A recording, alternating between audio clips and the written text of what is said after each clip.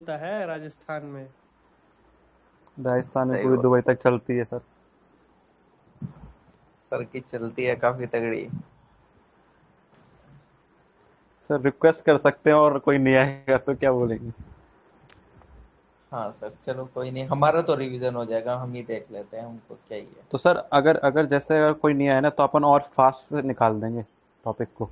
हाँ, खुद का रिवीजन हो रहा है, हम तो खुद करके पर्सपेक्टिव से भी चल रहे हैं।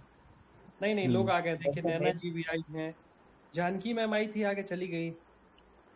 हाँ ये हाँ। सब जान के तो चल। नहीं आएंगी? नहीं, जानकी मैम आई थी, हाँ, चली गई, सुनी की पढ़ाई का बात हो रहा था, आएंगी शायद तो चली गई। आएंगी। आएंगी आएंगी, वो आएंगी। चलो सर, अच्छा। देख लेते हैं, कोई दिक्कत नहीं है इसमें। हाँ, तो कल जैसे हमने रिपब्लिक वाला जो था, शायद ये वाला देख लिया था, और ये जस्टिस वाला देख लेते हैं। जस्टिस जैसे कि कभी कभार क्वेश्चन आ जाता है, ये आया हुआ भी है कि जस्टिस हमारे मतलब प्रीएम्बल में कितने टाइप, मतलब बेसिकली कितने टाइप के मिलते हैं, ये लिखे हुए हैं। तो एक सोशल जस्टिस होता है, एक इकोनॉमिक जस्टिस होता है, पॉलिटिकल जस्टिस होता है।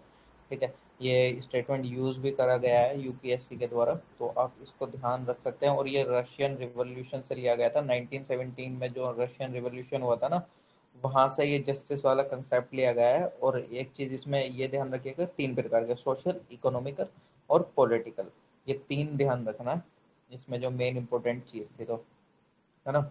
और लिबर्टी में अगर हम देखें, तो लिबर्टी में मतलब बेसिकली एक एक वर्ड का पूरा ऐसे मीनिंग नहीं समझाएंगे, मतलब फिर ज़्यादा डीप हो जाएगा, और ये सब चीज़ तो आप जानते भी होंगे ना।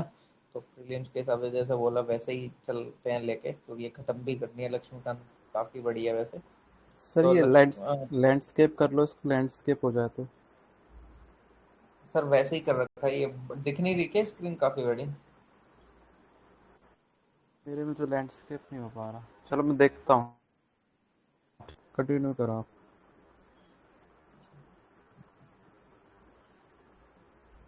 अभी ठीक है, ये ठीक है सर, स्क्रीन कंटिन्यू ठीक करो आप। नहीं दिख रही है? ठीक है, कंटिन्यू करो सर आप। हाँ ठीक है, मैं ये देखो, ये लिबर्टी पे ही दो बार क्वेश्चन पूछ चुका है यूपीएससी इन दो स्टेटमेंट को लेके। 2017 में इस स्टेटमेंट को यूज करा था, 2019 में इस स्टेटमेंट को।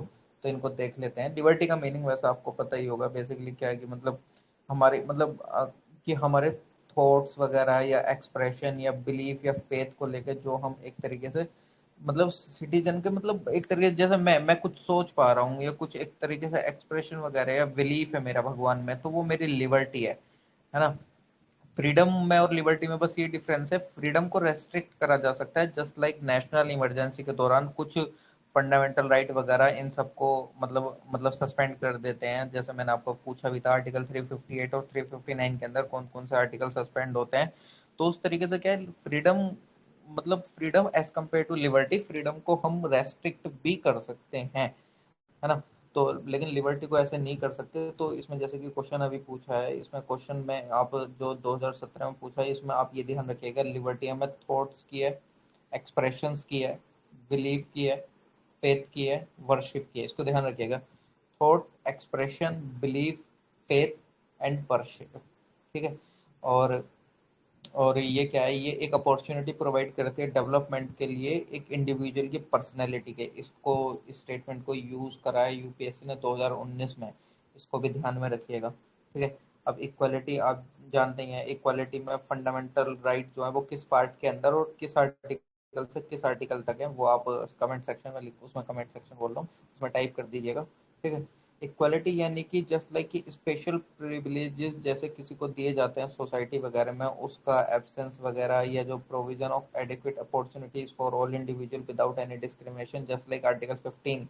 मतलब जैसे कि आपने दो कंसेप्ट भी पढ़े होंगे, एक इक्वालिटी और एक इक्विटी, है ना। कुछ मतलब क्या है, जैसे जो हमारे समाज में कुछ वंचित लोग हैं, उनको मतलब उनको कुछ एक्स्ट्रा प्रोविजंस देखे, जो मतलब जैसे कि कोई मतलब जो गरीब तबका है मतलब सोसाइटी का, उसको उठाने मतलब उसको ऊपर पुशअप करने के लिए कुछ एक्स्ट्रा आप प्रोविजंस वगैरह देंगे, जिससे कि उनको अपॉर्चुनिटी मिले कि वो साथ में बराबर में आके खड़े हो जाएं। अब एक्स्ट्रा अपॉर्चुनिटीज कैसे दे सकते हैं, जस्ट लाइक रिजर्वेशन जो मिलता है, उसके कुछ प्रोज भी है, कॉन्स भी है, वो एक अलग कंसेप्ट है। बट हाँ, हम यहाँ पे केवल दो ही चीज मतलब कंसेप्ट में ध्यान रखें।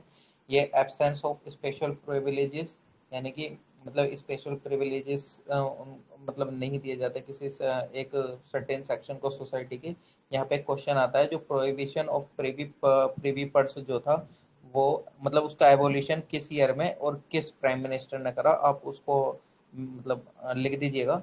जो एक प्रिवी पर्स जो दिए जाते थे वो कब एबोलिश हुए, ठीक है इसमें। और ये देख लीजिए एडेक्वेट अपॉर्चुनिटीज फॉर ऑल, मतलब सबको अपॉर्चुनिटी देना कि बिना किसी डिस्क्रिमिनेशन के, ठीक है।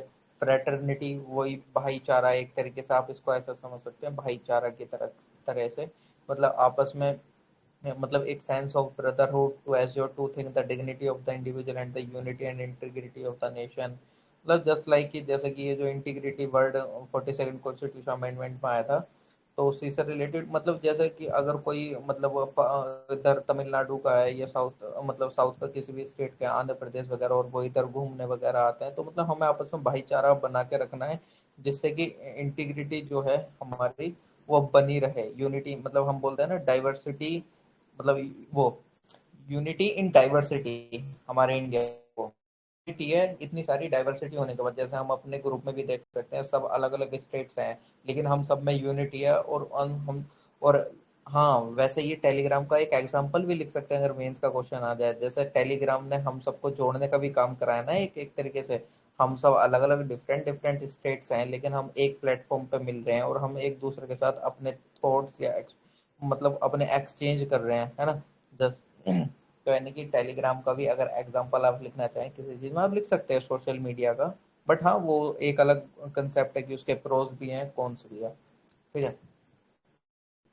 हम अब प्रियम्बल देख लेते हैं। प्रियम्बल जो एक पार्ट है कॉन्स्टिट्यूशन का, मैंने आपको ये बताया था, ये इसको आइडेंटिटी कार्ड भी बोला गया था। ये किसके द्वारा बोला गया था ये हमने डिस्कस भी करा है, तो वो आप टाइप कर दीजिएगा, ठीक है। इनसे रिलेटेड कुछ केस देख लेते हैं। अब केस में हम इतने डीपली नहीं जाएंगे वरना आप खुद समझते हैं केशवानंद भारती केस कितना बड़ा है। उसको अगर पढ़ने बैठेंगे तो उसके पीछे आपको शंकर प्रसाद केस, गोपाल नाथ केस और सज्जन सिंह केस तमाम बताने पड़ेंगे। तो हम अभी मेंस के पर्सपेक्टिव से तो कर नहीं रहे हैं, तो मेन मेन चीजें ही देखेंगे, ठीक है। वरना ये केसेस अपने आप में खुद बहुत बड़े बड़े हैं, है ना। मैं तो हम इसका कुछ मतलब जो उनमें डिसीजन निकला था वो देख लेते हैं जो कि हमारे काम का है अभी, है ना। कभी कभी और डिस्कशन होगा तो हम काफी अच्छे से इन केसेस को भी कर लेंगे। तो अभी देख लेते हैं बेरूबरी एक केस था, आपको डायरेक्टली पूछ लेता है कभी कभी बेरूबरी केस वगैरह ये सब कि प्रियम्बल से रिलेटेड है या किस चीज से रिलेटेड है। तो ध्यान रखिएगा बेरूबरी यूनियन केस 1960 में हुआ था। उसने सुप्रीम कोर्ट ने मतलब डायरेक्टली बोला था कि प्रियम्बल जो है वो पार्ट नहीं है कॉन्स्टिट्यूशन का। इसमें ये चीज ध्यान रखिएगा, आपसे डायरेक्टली वो बोल देगा preamble is not a part of constitution. वो किस केस में कहा गया था एक तरीके से, तो आपको ध्यान रहना चाहिए वो बेरूबरी यूनियन केस जो कि 1960 में हुआ था उसमें बोला गया था। और केशवानंद भारती केस जो 1973 में हुआ था तो उसमें बोला गया था कि preamble is a part of constitution. Just like आप बेसिक स्ट्रक्चर के नाम से भी इसको जानते हैं, basic structure of constitution Kesavananda Bharati case काफी फेमस है। और अभी उनकी डेथ भी हुई थी केशवानंद भारती जी की, आई थिंक 24 अप्रैल में कोविड में ही 2020 में, हाँ। और उसके बाद क्वेश्चन भी यूपीएससी ने पूछा था, यूपीएससी बेसिकली उन पे ज्यादा फोकस कर देता है जिसकी 100th डेथ एनिवर्सरी या मतलब 100 साल पूरे हो रखे हो, 2 साल पूरे हो किसी चीज को।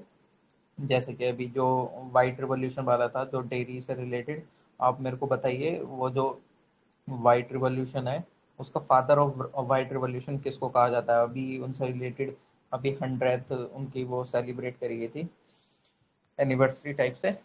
तो ये सारी चीज़ें पे थोड़ा फोकस रखिएगा। और एक LIC ऑफ इंडिया केस है जो कि सुप्रीम कोर्ट ने मतलब दोबारा बोला था, again held that the preamble is an integral part of the constitution. इसको भी ध्यान रखिएगा। LIC ऑफ इंडिया केस 1995 में हुआ था, इसमें सुप्रीम कोर्ट ने दोबारा बोला था कि प्रियम्बल जो है इंटीग्रल पार्ट है कॉन्स्टिट्यूशन का। अभी स्टेटस देख लेते हैं, स्टेटस क्या है प्रियम्बल का। Like any other part of the constitution the preamble, हाँ वो इसको ये थोड़ा सा ध्यान में रखिएगा ना। ये जो मतलब जैसे अलग जैसे और कोई से पार्ट है कॉन्स्टिट्यूशन के, प्रियम्बल को भी उसी तरीके से कॉन्स्टिट्यूशन असेंबली में इनेक्ट करा गया था। But after the rest of the constitution was already enacted इन मतलब जैसे कि आप ये समझ सकते हैं। आप एक और चीज बताइए, ये जो प्रियम्बल है क्या इसको अमेंड करा करा जा सकता है भाई, ये तो करा ही जा सकता है। जब 42nd कॉन्स्टिट्यूशन अमेंडमेंट एक्ट में 3 वर्ड जोड़े थे, आपको ये पता ही होगा, जैसे सोशलिस्ट, सेक्युलर और इंटेग्रिटी, है ना। इसमें मेन चीज ध्यान रखने वाली ये है कि ये नॉन जस्टिशिएबल है और नॉट एनफोर्शिएबल है कोर्ट में, ठीक है। ये जस्टिस, इसको यूपीएससी ने यूज भी करा है 2020 में। ये काफी ध्यान में रखने वाली चीज है। It is not justiciable and not enforceable in court, ठीक है। इसको ध्यान में रखिएगा काफी। अभी देख लेते हैं अमेनेबिलिटी ऑफ द प्रीएम्बल। प्रीएम्बल, वही प्रीएम्बल को अमेंड करा जा सकता है। बट मतलब कोई भी अमेंड, मतलब वही आप जैसे केशवानंद भारती केस में पढ़ी होगी कि अमेंडमेंट मतलब क्या है कि बेसिक स्ट्रक्चर ऑफ कॉन्स्टिट्यूशन का वायलेशन नहीं करना चाहिए। मतलब जैसे केशवानंद भारती केस में क्या कहा कि जो पार्लियामेंट है वो किसी भी चीज को अमेंड तो कर सकती है, बट वो बेसिक स्ट्रक्चर ऑफ कॉन्स्टिट्यूशन को वायलेट नहीं करना चाहिए, ठीक है। और ये देते हैं। अच्छा, ये कोई बताइए, अगर जैसे प्रीएम्बल में अमेंडमेंट होती है, क्या आर्टिकल 368 के अंदर काउंट की जाएगी एज कॉन्स्टिट्यूशनल अमेंडमेंट, है ना। जैसे प्रीएम्बल में अमेंडमेंट होती है तो वो एज अ अमेंडमेंट काउंट करा जाएगा कॉन्स्टिट्यूशनल अमेंडमेंट एक्ट 368 के अंदर, ये चीज बताइएगा। और ये तो आपको पता ही है, सोशलिस्ट, सेक्युलर, इंटेग्रिटी, ये वर्ड ऐड हुए थे 1976 अब यहाँ से स्टार्ट होता है। फंडामेंटल राइट या यूनियन टेरिटरीज, ये सब हम पढ़ेंगे। यहाँ से क्वेश्चंस बनने वाले जो पार्ट हैं वो स्टार्ट होंगे, और इसको काफी अच्छे से सुनिएगा, है ना। काफी अच्छे से क्वेश्चंस बनते हैं। तो अभी हम यूनियन एंड इट्स टेरिटरी वाला पार्ट पढ़ते हैं। अब हमारा कॉन्स्टिट्यूशन चालू हो गया है, ऐसा समझिए आर्टिकल 1 से हमारा इंडियन कॉन्स्टिट्यूशन चालू हो गया है। और हाँ, हम इसमें वही जैसे कि पूरा डिटेल में तो जाएंगे नहीं, मेन मेन प्रोविजन ही देखेंगे जो जो है। तो अभी देख लेते हैं। आर्टिकल 1 जो डिस्क्राइब करता है क्या, that is Bharat as a union of state rather than federation of state. इसको ध्यान में रखिएगा बहुत अच्छे से। आपको डायरेक्टली ये दे दे कि जो आर्टिकल 1 है वो डिस्क्राइब करता है हमारे भारत को, क्या फेडरेशन ऑफ स्टेट नहीं, वो फेडरेशन ऑफ स्टेट डिस्क्राइब नहीं करता, वो यूनियन ऑफ स्टेट डिस्क्राइब करता है। तो यूनियन ऑफ स्टेट मतलब सारे यूनियन, मतलब जैसे स्टेट्स हैं उसका एक तरीके से यूनियन, मतलब जैसे छत्तीसगढ़ को जोड़ा, इन सबको जोड़ा, इन सबको बनाने के बाद एक यूनियन टाइप से हुआ ना। यूनियन ऑफ स्टेट है जो हमारा भारत है ना, ना कि फेडरेशन ऑफ स्टेट। इसके पीछे अलग अलग, मतलब काफी टाइम लग जाएगा इसके पीछे रीजन देखेंगे तो, बट वही देखेंगे ना फैक्चुअल पार्ट इसकी तरह से प्रीएम्बल के हिसाब से। और हाँ, आप फर्स्ट शेड्यूल जो है, वो भी फर्स्ट शेड्यूल जो है वो किस नाम से है कॉन्स्टिट्यूशन में, name of state and there territories. First schedule of constitution list the name of state and there territories, जो कि शेड्यूल 1 है। जैसा शेड्यूल हमारे 12 है ना, हमारे इंडियन कॉन्स्टिट्यूशन के 12 शेड्यूल हैं। स्टार्टिंग में 10 शेड्यूल थे, तो आप 11 और 12 शेड्यूल बताइएगा वो कौन से कॉन्स्टिट्यूशन अमेंडमेंट एक्ट के थ्रू ऐड हुए हैं। तो जो फर्स्ट शेड्यूल है वो हमारे मतलब क्या बताता है, नाम बताता है स्टेट्स के और टेरिटरीज के बारे में, है ना। और इसमें वो रीजन देखो, ये यूपीएससी 2017 में यहाँ से स्टेटमेंट यूज कर चुकी है इंडियन फेडरलिज्म को लेके, इसको देख लेते हैं। इसमें जैसे कि अभी हम देख रहे थे कि ये जो फेडरेशन ऑफ स्टेट नहीं है, ये यूनियन ऑफ स्टेट है हमारा इंडिया। तो इसके दो रीजन दिए गए हैं। पहला तो ये दिया गया था, one the federation, two the state have no right to secede from the federation. मतलब जस्ट लाइक कि अगर जैसे कोई हमारा उत्तर प्रदेश है वो इंडिया से अलग होना चाहे तो ऐसा नहीं हो सकता ना, इंडिया के फेडरलिज्म वाले केस में, है ना। और तो ये मतलब ये इस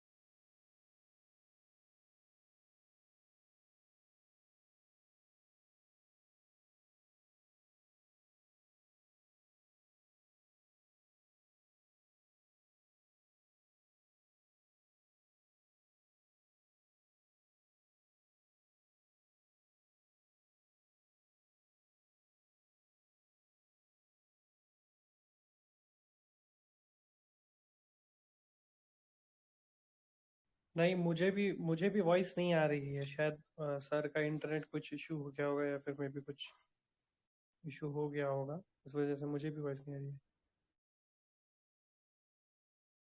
हेलो, हाँ सर, आपकी वॉइस चली गई थी।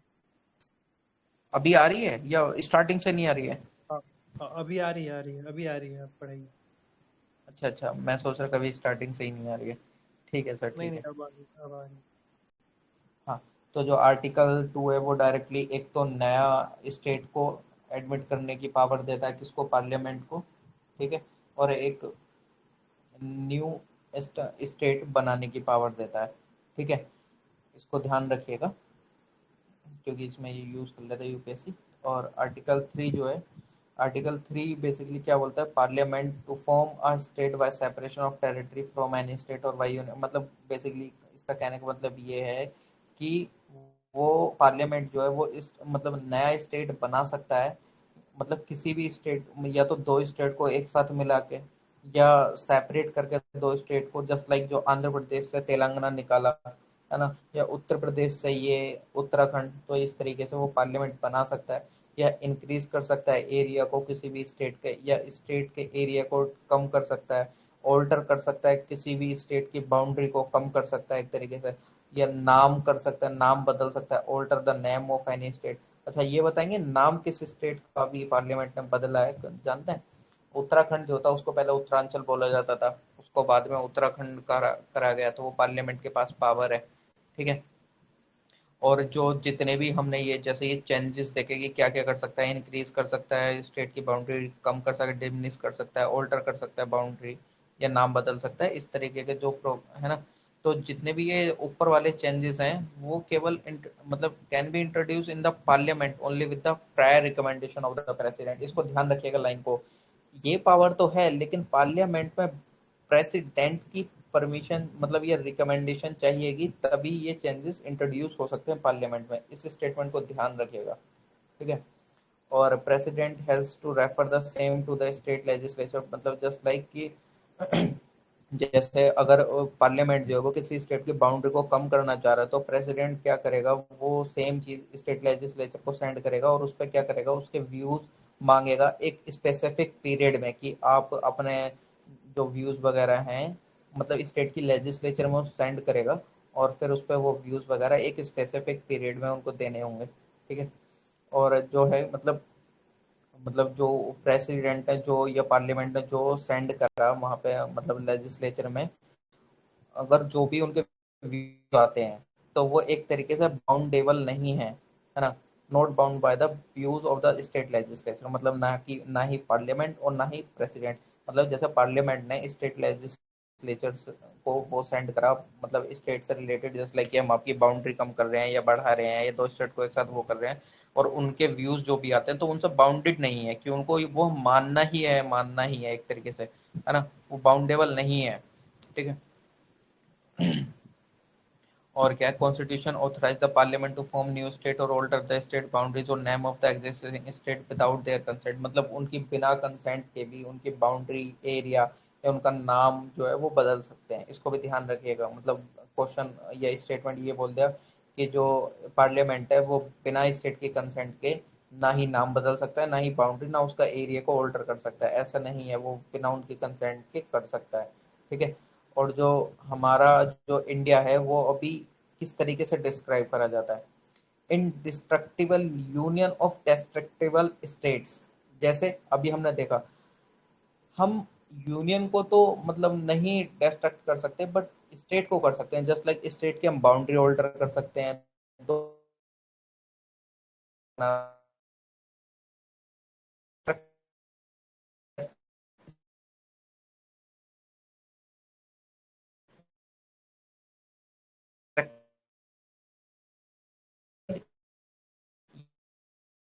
स्टेट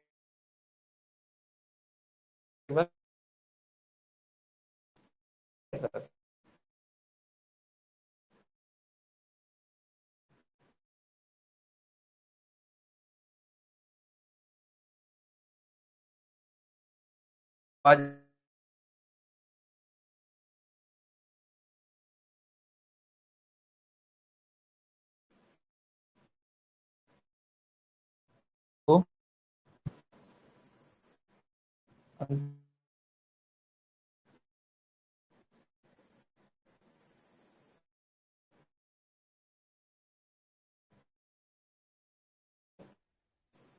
वॉइस नहीं आ रही है सर, आपकी आवाज नहीं आ रही है अनुज सर। आवाज वॉइस नहीं जा आ रही है आप। नहीं सर, नहीं आ रही है, नहीं आ रही है आपकी आवाज।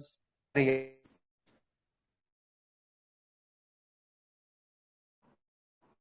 Not Audible sir.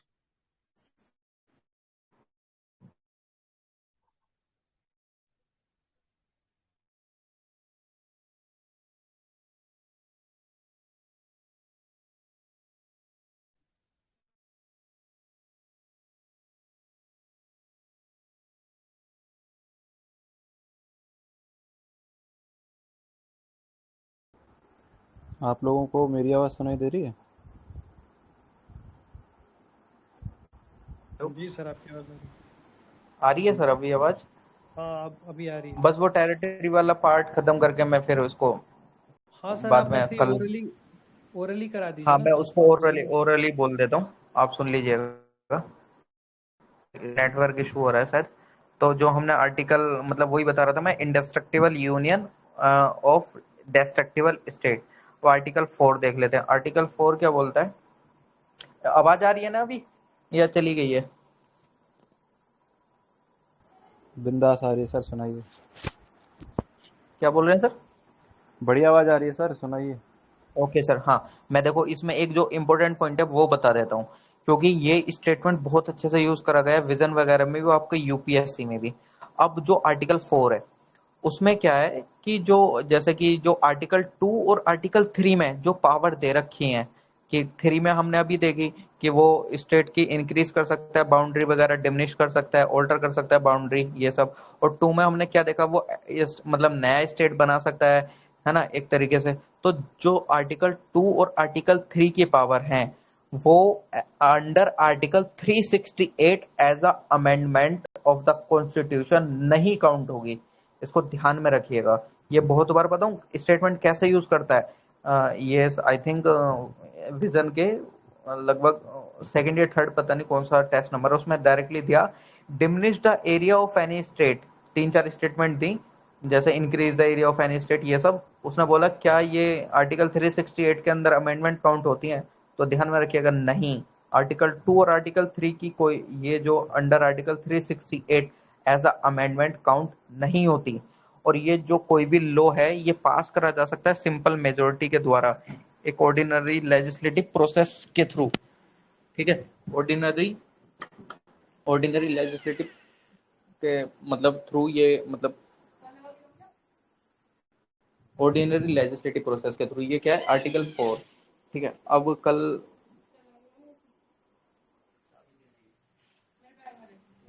हाँ तो अब क्या है, जो कल हम वो देख लेंगे कमीशंस वगैरह, जैसे कि इसके धार कमीशन, जेवीपी कमेटी, फजल अली कमीशन।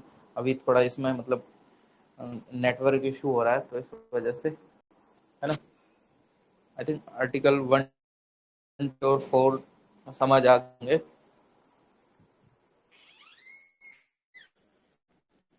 हेलो, आवाज आ रही है सर? हेमंत सर, नैना मैम, नाम। हेलो, सर आ रही है। ठीक है, मैं ये बोल रहा हूँ, हाँ, इस अब आगे क्वेश्चंस वगैरह है। ओके, जैसे मैं 100 पेजेस हैं, ये जो क्रक्स है पूरा लक्ष्मीकांत से, तो मैं नहीं, मतलब लक्ष्मीकांत का क्रक्स है ये पूरा एक तरीके से, जो कि प्रीलिम्स के हिसाब से। तो 100 पेजेस हैं, आई थिंक इसको कंप्लीट करने की कोशिश करेंगे कि ये 10 दिन में, यानी कि 30 अप्रैल तक कंप्लीट हो जाए। वरना मतलब 100 पेज मतलब 80 के आसपास बचे हैं।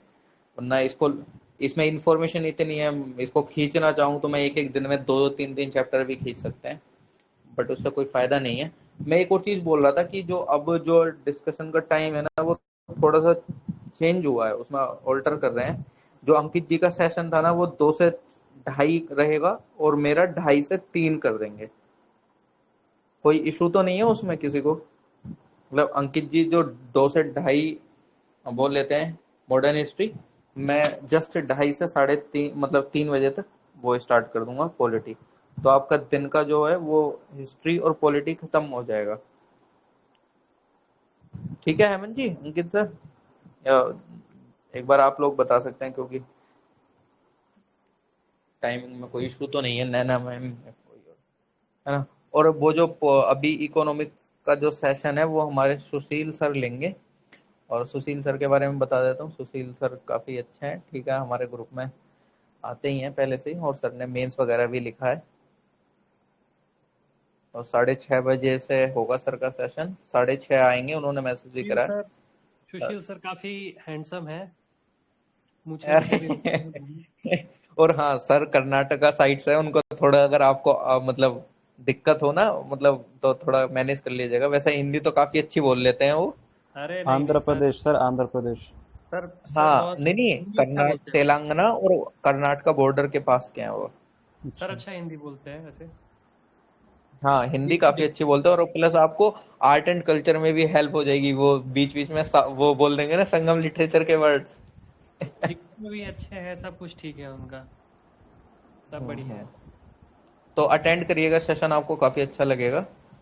6:30 से 7:30 लेंगे इकोनॉमिक्स सर। 6:30 और 7 के बीच में आपका एग्रीकल्चर वाला पार्ट भी, और इकोनॉमिक्स वाला पार्ट। और रात में हमारे हेमंत सर है ही एनवायरनमेंट के लिए। 10:30 से लगभग 11:30 से पहले, या जब भी खत्म होता है, जब भी सर का सेशन खत्म होगा 11:30 तक या उससे पहले, उसके बाद ज्योग्राफी और मैपिंग 12 बजे कर देंगे सेशन।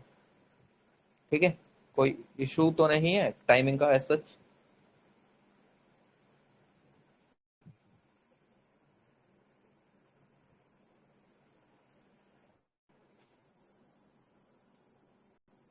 ठीक है ना हेमंत जी, 10:30 से आप स्टार्ट कर लीजिएगा एनवायरनमेंट। ठीक है सर, ठीक है, मैं चलता हूँ फिर। ठीक है, थैंक यू सर। हाँ सर, हम भी सब जल्दी कल कर दूंगा। अंकित जी के जस्ट बाद ही में 2:30 बजे से 3 बजे तक क्वालिटी ले लूंगा। ओके। और ये मैं जो थोड़ा धीरे धीरे कर रहा हूँ, मैं इसलिए कर रहा हूँ क्योंकि 100 पेजेस हैं और इसमें फैक्ट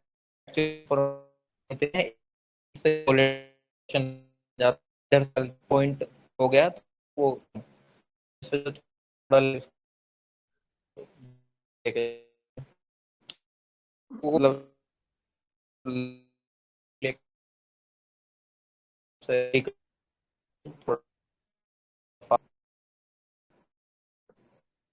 आवाज क्लियर नहीं आ रही है सर। ठीक है, वैसे सेशन बंद करते हैं मेरे ख्याल से। ठीक है सर।